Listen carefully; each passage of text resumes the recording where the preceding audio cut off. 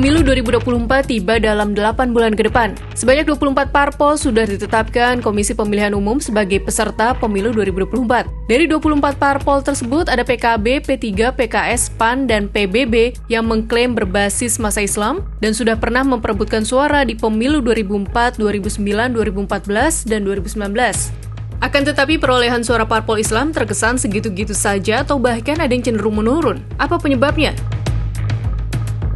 Perolehan suara PKB pada pemilu 2004 paling tinggi di antara 4 parpol lain yaitu 10,57%.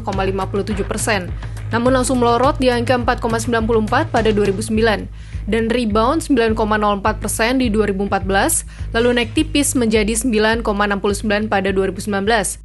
PKB adalah parpol yang dideklarasikan oleh tokoh NU termasuk Presiden keempat RI Abdurrahman Wahid. P3, parpol pionir berbasis masa Islam, perolehan suaranya dari 2004 hingga 2019 berturut-turut yaitu 8,15%, 5,32%, lalu 6,53%, namun turun lagi menjadi 4,52%. PKS, partai yang awalnya berbasis masa Ikhwanul Muslimin, perolehan suaranya 7,34% di 2004, naik menjadi 7,88% di 2009, turun kembali menjadi 6,79% di 2014, dan naik menyamai posisi 2004 yaitu 8,21%. PAN yang secara historis di awal pendiriannya juga tidak bisa dilepaskan dari tokoh-tokoh Muhammadiyah dan sejumlah aktivis. Pada 2004, perolehan suaranya 6,44% dan turun tipis menjadi 6,01%, naik 7,59% dan kembali turun menjadi 6,84%.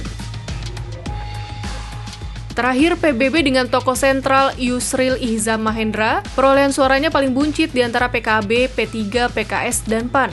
Pada 2004 berhasil mencapai 2,62%, turun menjadi 1,79%, turun lagi 1,48%, dan mencapai titik kritisnya di 2019 yaitu 0,79%. Itu tadi perolehan suara hingga pemilu 2019. Bagaimana prediksi elektabilitas parpol berbasis Islam ini di pemilu 2024? Survei Litbang Kompas Mei 2023 mencatat kelima parpol berbasis masa Islam tersebut tidak ada yang masuk dalam kategori parpol papan atas atau yang meraup lebih dari 6% suara. Dengan kata lain, kelima parpol itu berada di papan menengah atau bawah. Elektabilitas tertinggi diraih PKB dengan 5,5%, diikuti PKS 3,8%, PAN 3,2%, P3 2,9%, PBB 0,4%. Terlepas dari naik turun perolehan suara yang dialami kelompok partai politik berbasis pemilih Muslim, setidaknya ada dua kondisi yang bisa menjelaskan mengapa partai-partai Islam tersebut tidak mudah bertengger di papan atas perolehan elektoral secara nasional. Pertama, karakter parpol menuju pada wajah partai dengan pandangan yang sangat inklusif, tidak eksklusif, dan terbuka untuk berbagai elemen masyarakat. Orientasi utamanya adalah melebarkan dukungan dari pemilih Indonesia yang relatif heterogen. Karena itu, parpol yang cenderung eksklusif dan lebih banyak dimaknai melekat di partai-partai berbasis pemilih Islam akan sulit mendapatkan dukungan yang lebih lebar dari pemilih.